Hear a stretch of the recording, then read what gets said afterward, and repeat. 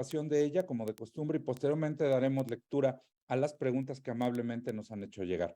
Muchas gracias, senadora. Muchas gracias, compañeras y compañeros. Muy buenos días. Adelante.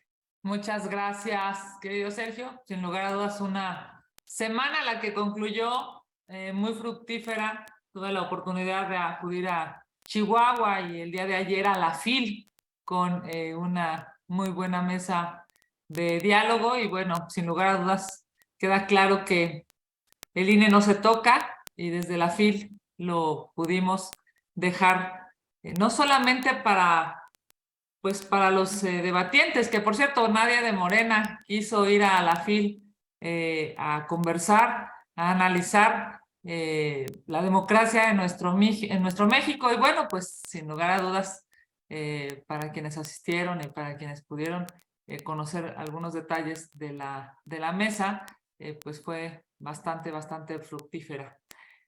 Hoy quiero, por supuesto, agradecer a quienes nos acompañan de los medios de comunicación, aquí en esta contramañanera y a quienes nos siguen a través de sus redes sociales. Bienvenidos al Senado de la República.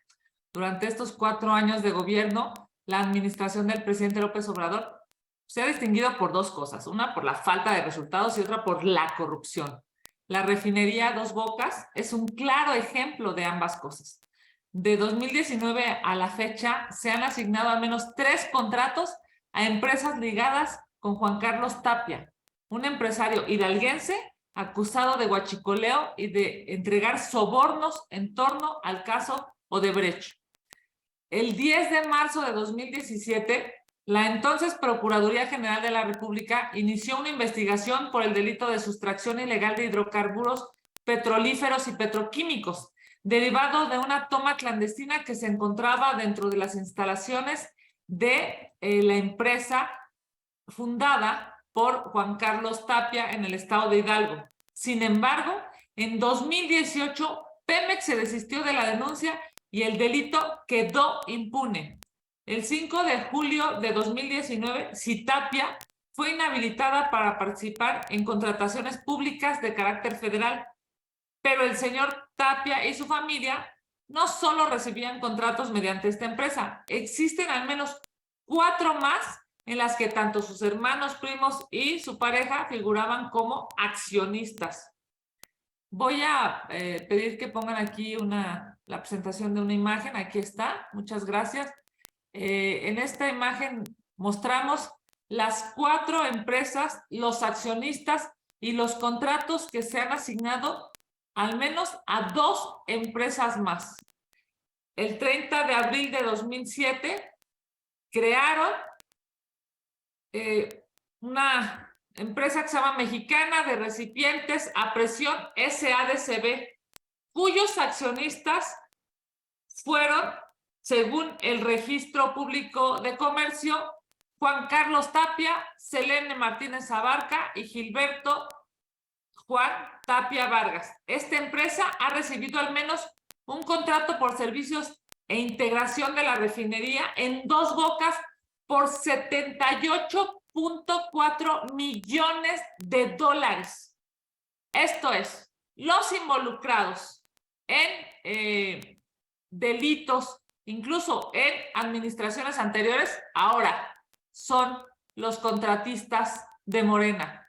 Mexicana de Recipientes cambió su razón social a Procesos Especializados y Proyectos SADCB, por sus siglas PROESA, el 18 de marzo de 2018, cuyos accionistas son Abel Vargas Rosales, primo del multicitado Juan Carlos, y Ángel Manuel de Jesús Bautista.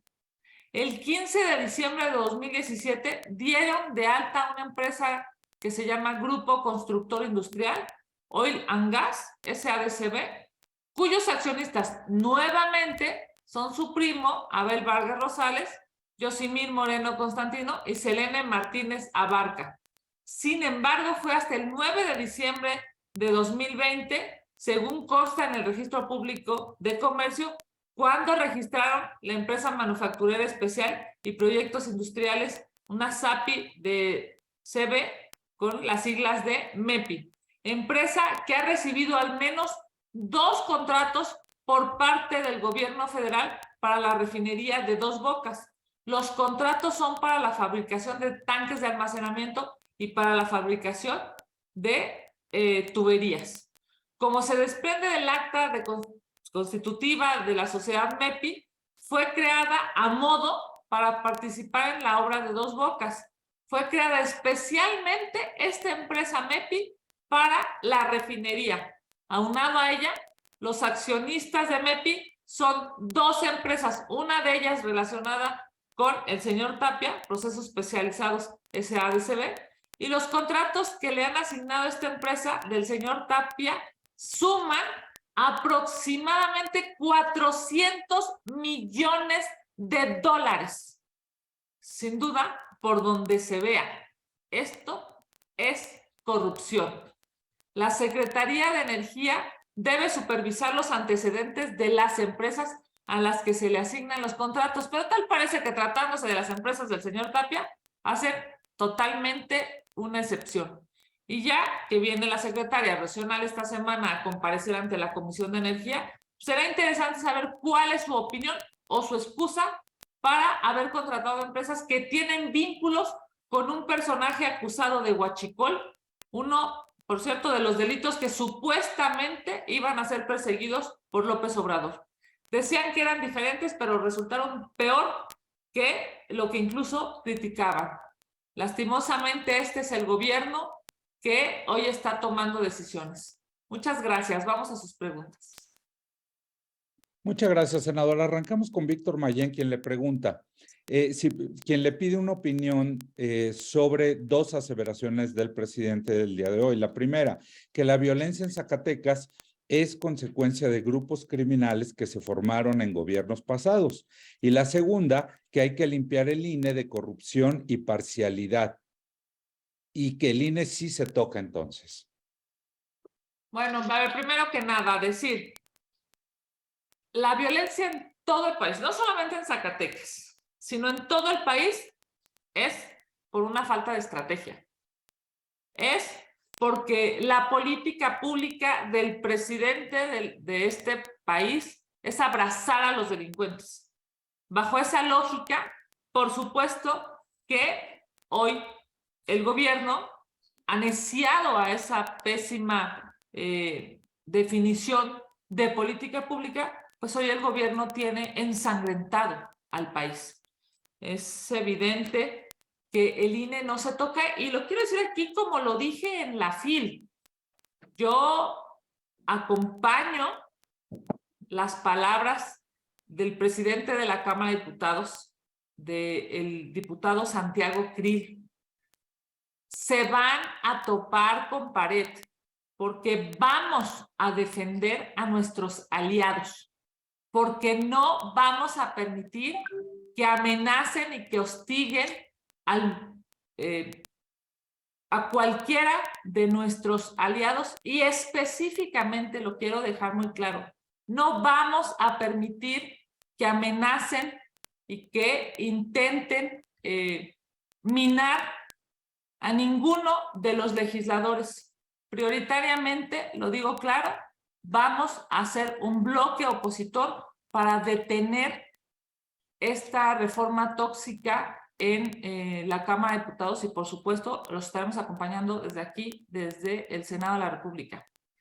Cuando vemos que se han reactivado las amenazas a Alejandro Moreno, le decimos al gobierno, ya basta, dejen de lastimar a la oposición, porque vamos a defender a nuestros aliados, porque es necesario que la democracia se defienda. Dejen de violentar a los legisladores, dejen de amenazar a los legisladores.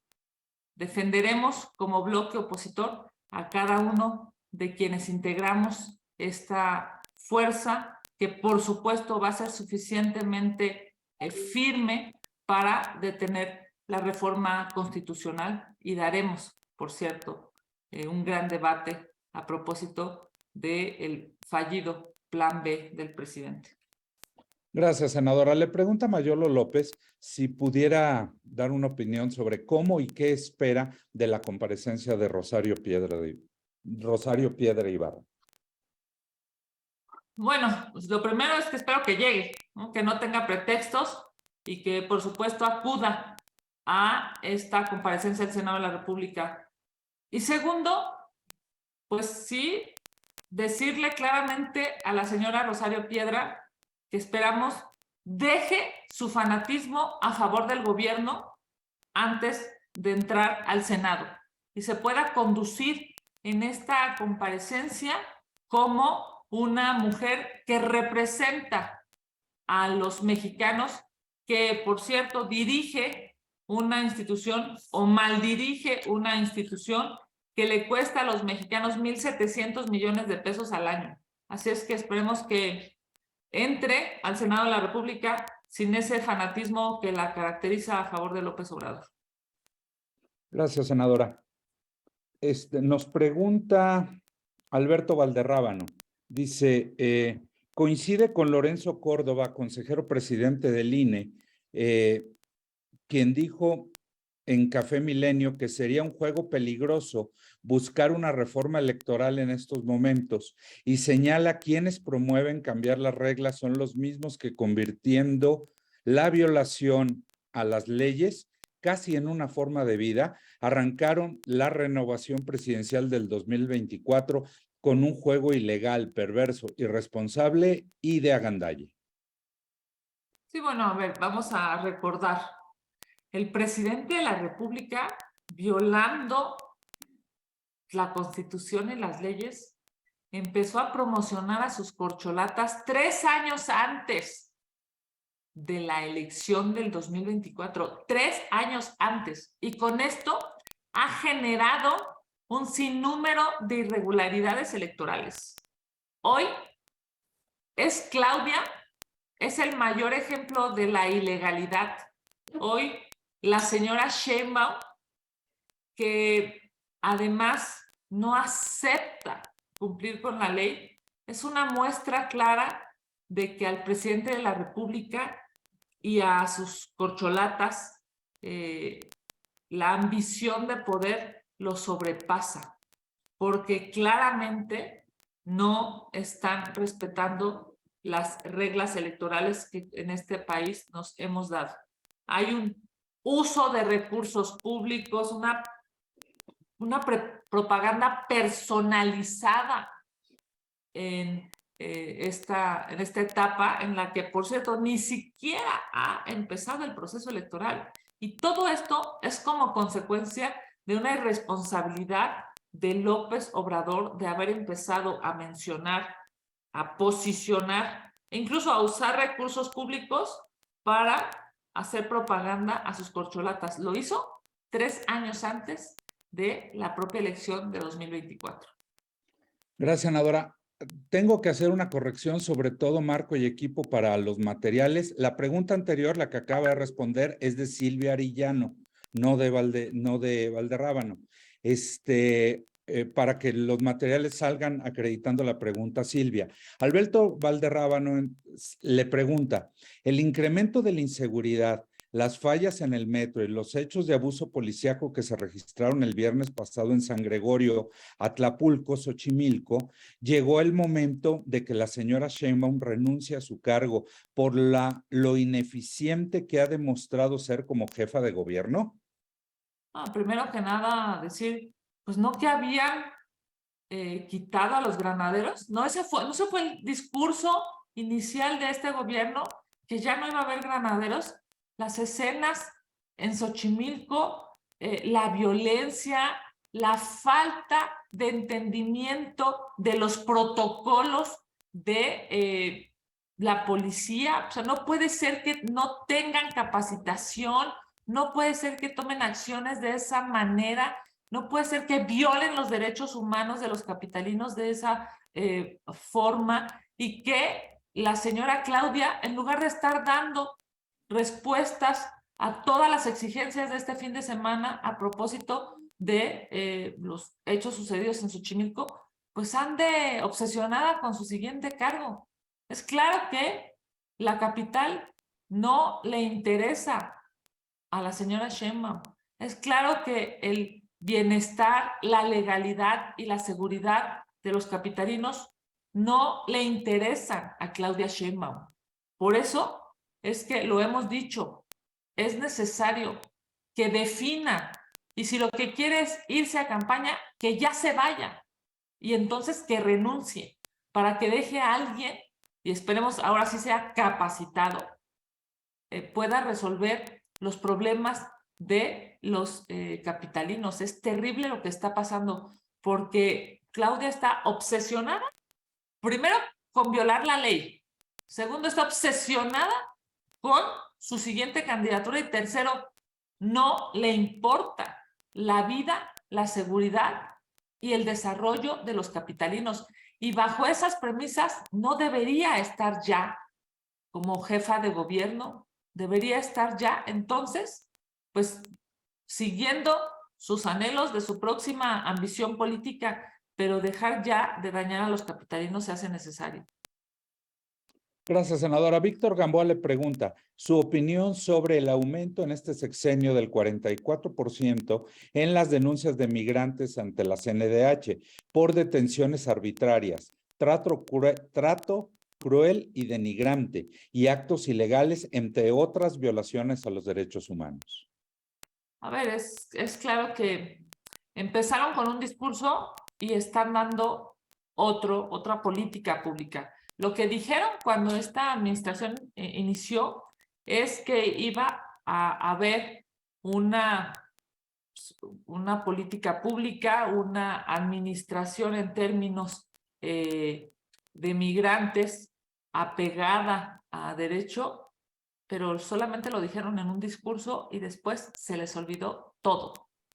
Este aumento de las denuncias lo que demuestra es que el Instituto Nacional de Migración y las distintas áreas correspondientes, una vez que una persona entra a territorio nacional y sigue su ruta aspirando a llegar a Estados Unidos, que estas administraciones del gobierno mexicano no les están protegiendo sus derechos humanos, no están salvaguardando su vida, su seguridad y la de sus familias.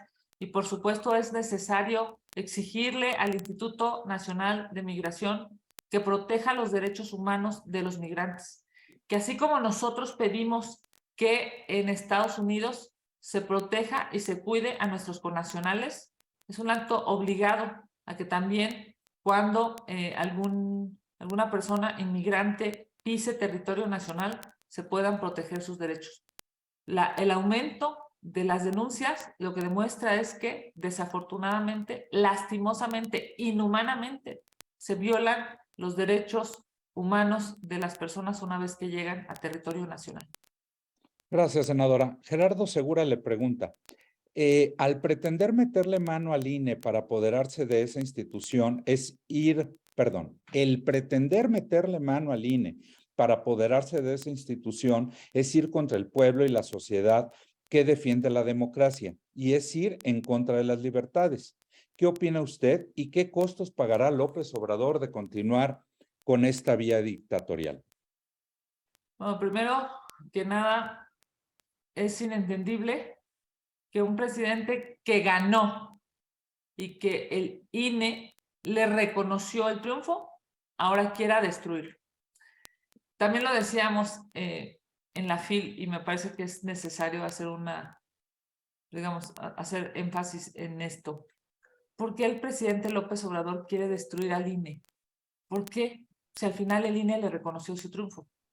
La respuesta es porque él sabe que no va a ganar en 2024 y lo que quiere es arrebatar el triunfo, quiere arrancar un triunfo que no le va a ser suyo.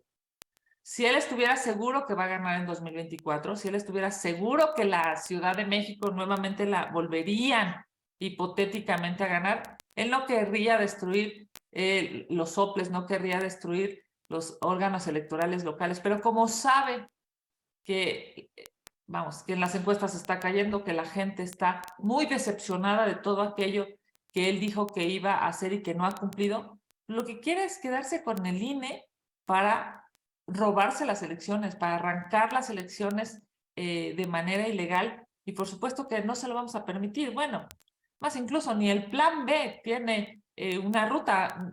Todavía no se conoce, no hay un documento formal, pero lo que han dicho, por ejemplo, es que a través del plan B van a quitarle el padrón electoral al INE y lo van a pasar a gobernación. Esa es una aberración, entre otras cosas. No se puede porque eso está consagrado en la Constitución.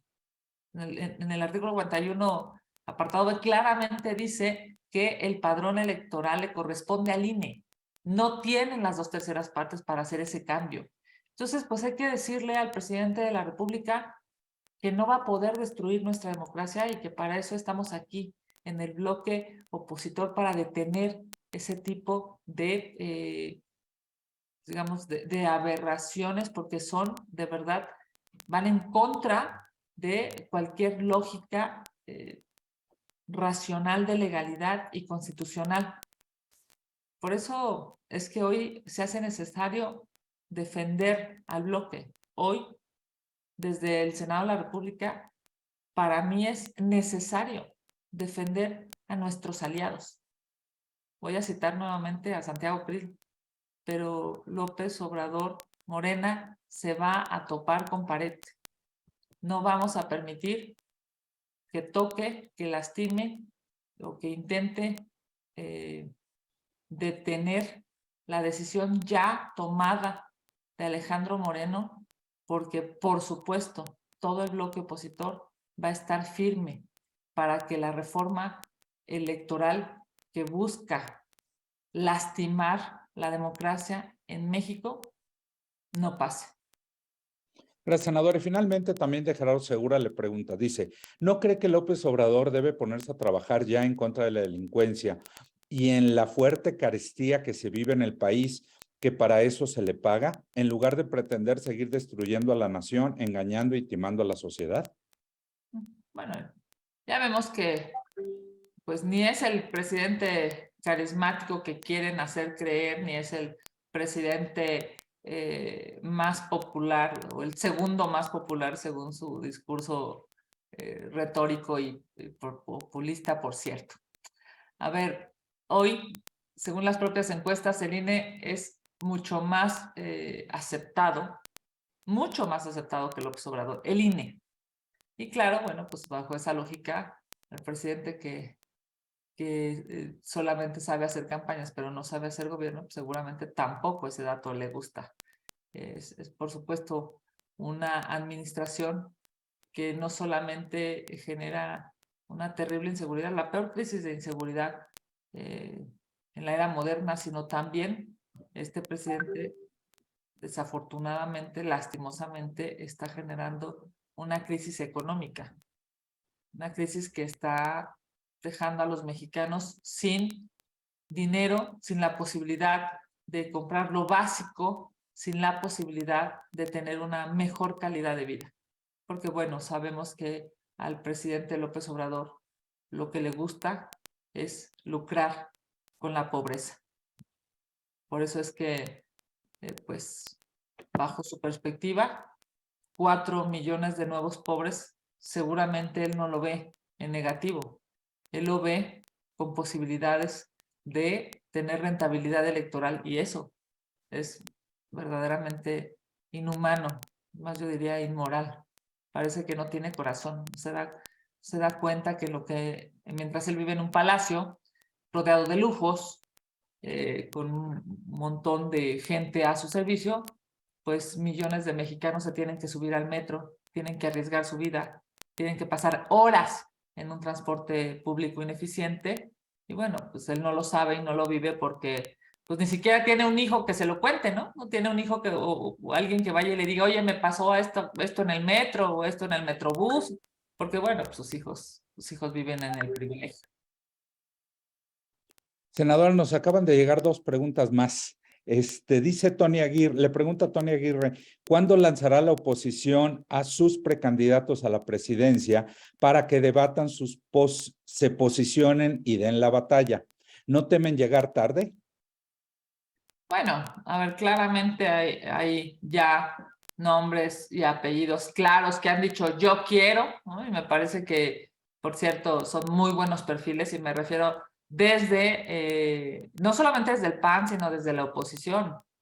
lo ha dicho mi compañera Lili Telles, lo ha dicho Santiago Krill, lo ha dicho mi compañera Claudia Ruiz Massieu, Beatriz Paredes, en fin, me parece que hay muy buenos perfiles y que comparados, ¿no? Digamos en términos de experiencia, de trabajo, de resultados. Por supuesto que las corcholatas no tienen nada que hacer, salvo violar la ley, que lo hacen desafortunadamente bien. Es increíble cómo la señora Sheinbaum no acepta la resolución del árbitro electoral. ¿Por qué no se deslinda Claudia Sheinbaum de sus bardas y de su propaganda? ¿Por qué se rehúsa a decir que ella no ha hecho esa propaganda? Pues en realidad porque seguramente sí lo ha hecho, seguramente está obligando a contratistas del gobierno, seguramente está obligando a proveedores del gobierno a hacerlos que pinten bardas y que pongan lonas, que pongan gallardetes y que pongan muchísima propaganda a lo largo y ancho del país. Por eso es que no acepta la instrucción del árbitro electoral de deslindarse. Por cierto, el deslinde es una figura legal, es algo que la ley establece para que cuando no seas tú responsable de esa propaganda puedas decirle a la autoridad electoral que te deslindas de ella. ¿Por qué ella no lo hace? Pues la verdad es que porque ella forma parte de esa ilegalidad y de esa corrupción que por cierto es pagada seguramente con los impuestos de los mexicanos o con los contratistas que terminan ganando contratos y que van a ser pagados con los impuestos de los mexicanos. Gracias, senadora. Magali Juárez le pregunta, ¿qué se debe hacer ante las agresiones en contra de los jueces? Los miembros del Poder Judicial son agredidos, como pasó con el juez de Zacatecas y también por parte de AMLO con sus reclamos. Sí, uno de los grandes errores de este gobierno, y yo diría algo con lo que lastimosamente vamos a recordar esta administración, es por la agresión, incluso agresión institucional desde Presidencia de la República.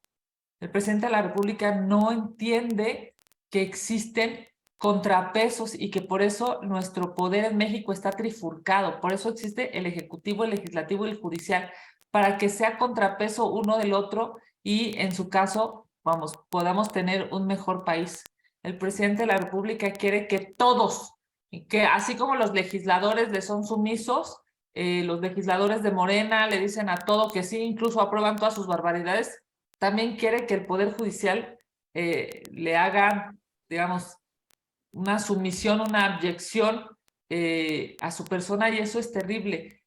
Agredir a un ministro de la Corte, a un juez, a un magistrado, bueno, incluso atreverse a decir que ha dado una instrucción para no acatar las resoluciones de los jueces es terrible, es ilegal y este presidente de la República da cada vez más pasos hacia un autoritarismo lastimoso. Se ha rumorado que pretende presentar una iniciativa para mermar al Poder Judicial, así como está intentando mermar al INE. Nunca en este país habíamos tenido una amenaza tan grande desde el gobierno, desde el poder en contra de las instituciones. Y este presidente pasará a la historia precisamente por ser un presidente destructor de instituciones, no transformador, no constructor, no un presidente de unión, no un presidente de bien, no un presidente de seguridad o de justicia, no. Va a pasar a la historia como un destructor de instituciones que ha generado inseguridad y pobreza en los mexicanos. Y ahora sí parece que finalmente Rubén Arizmendi le pregunta, Monreal dice que podría sumarse con Va por México y ser candidato. ¿Usted lo apoyaría? Me parece que todavía hay muchas, digamos, hay muchas etapas previas a la definición de quién será nuestra candidata o nuestro candidato. en la jefatura de gobierno y en la presidencia de la República. Ya habemos varios que hemos externado nuestra decisión de aspirar, competir y ganar, por cierto, la Ciudad de México. Y evidentemente a nivel nacional hay también muchísimos buenos perfiles. Lo que es un hecho es que necesitamos establecer candidaturas decentes, honorables, trabajadoras, que puedan generar condiciones para los mexicanos, para los capitalinos, de un mejor futuro, porque este que hemos tenido en la Ciudad de México en los últimos 25 años nos han generado inseguridad, nos ha generado falta de agua, nos ha generado pues yo diría, unos servicios públicos inhumanos. Subirte al metro Pantitlán a las 7 de la mañana con los vagones absolutamente llenos de personas, me parece que es algo que no deberían de vivir ni las mujeres ni los hombres que se tienen que transportar para llegar a su trabajo. No hay más metro, lo que sí es que hay más corrupción. No hay más transporte público, lo que sí hay son más lonas de es Claudia. Por eso es que se van, y por eso van a perder la Ciudad de México, y por eso yo espero que podamos proponer a las mejores mujeres y a los mejores hombres en todos los cargos, por cierto, en las próximas elecciones.